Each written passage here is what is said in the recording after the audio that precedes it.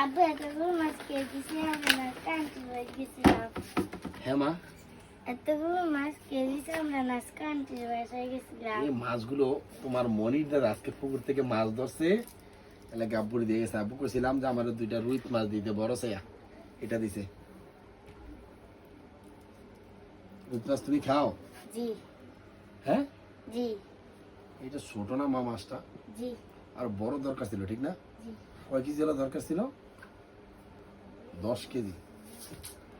এটা একবার ছোট হয়ে গেছে গা। হ্যাঁ, মাছটা একবার ছোট। যাই হোক, আচ্ছা ঠিক আছে, আজকে রুই মাছের মাথা খাইবো কে বলো তো? আমি তোমার ভাইয়ের তো মাথার পাগল, তুমিও মাথার পাগল, আব্বুও মাথা।